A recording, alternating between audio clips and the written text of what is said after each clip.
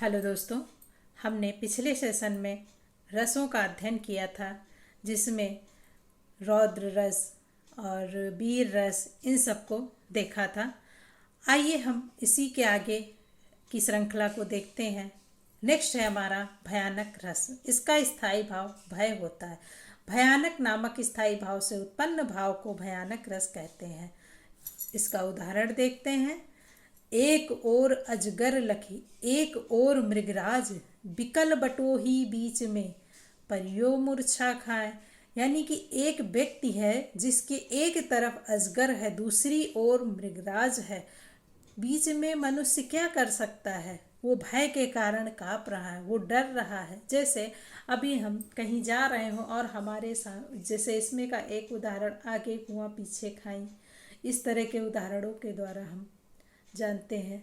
हम अगर कहीं जा रहे हैं, रास्ते में सामने से कोई शेर आ जाए, पीछे से भी भेड़िया आ जाए, बीच में मनुष्य खड़ा है, तो क्या कर सकता है? भय के कारण वो कांपने लगेगा। इस तरह से भय नामक स्थायी भाव से उत्पन्न भयानक रस होता है।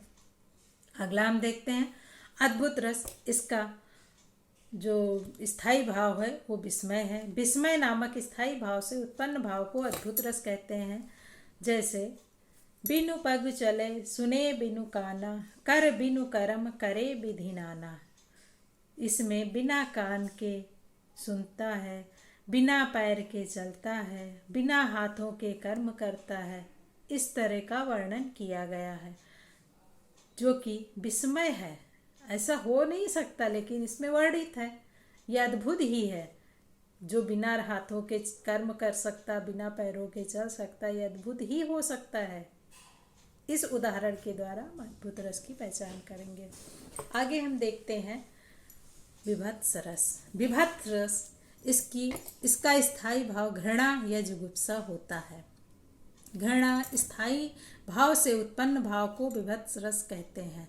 उदाहरण, सिर पर बैठो काग, आँख दो खात निकारत, खींचत जीभें स्यार, अति आनंद उर धारत। एक युद्ध मैदान का वर्णन किया गया है, जहाँ पर युद्ध हुआ है और अनेकों सैनिक पड़े हुए हैं, और वहाँ पर काग और गिद्ध मनुष्यों के आँखें और शरीर को नोच नोच कर खा रहे हैं। ऐसी घृणा भरी बातों का वर्णन इन पंक्तियों में किया गया है। सिर पर बैठो, एक मनुष्य जो पड़ा हुआ है, एक सिपाही पड़ा हुआ, उसके सिर पर काग बैठा हुआ है और वो उसकी आंखें निकाल रहा है। इसको मतलब पढ़ने से ही घृणा अंदर से उत्पन्न हो रही है। इस तरह के उदाहरण से विभत्स नामक रस की पहचान करेंगे। आगे हम देखते हैं। अगला हमारा है शांत रस। इसका स्थायी भाव निर्वेद है। निर्वेद नामक स्थायी भाव से उत्पन्न भाव को शांत रस कहते हैं।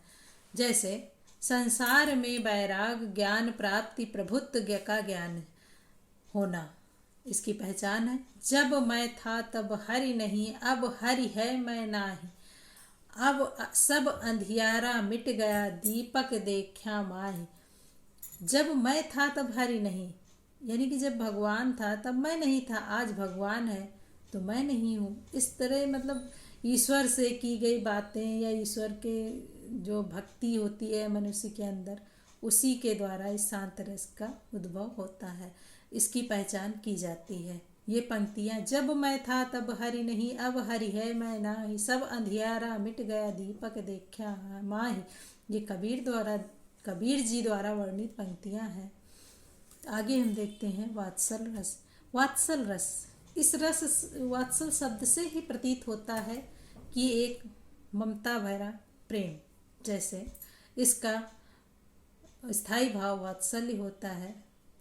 वात्सल नामक स्थायी भाव से उत्पन्न भाव को वात्सल रस कहते हैं। जैसे यशोदा हरि पालने झूला में, यशोदा माता हरि को पालने में झूला रही। एक माँ द्वारा बच्चे के प्रति किया गया प्रेम वात्सल प्रेम कहलाता है। इस तरह के से हमने देखा हमारे जो 9 रस थे, जिसमें एक रस का वर्णन बाद में किया गया, वात्सल रस को बाद में जोड़ा गया है। इस तरह से हमने 10 रसों का अध्ययन किया। आप लोगों को दोस्तों, आप लोगों को हमारा ये सेशन आई होप पसंद आया होगा। रस को हमने बहुत अच्छे से पढ़ा, कई भागों में पढ़ा। तो आज के लिए बस यहीं तक। धन्यवाद।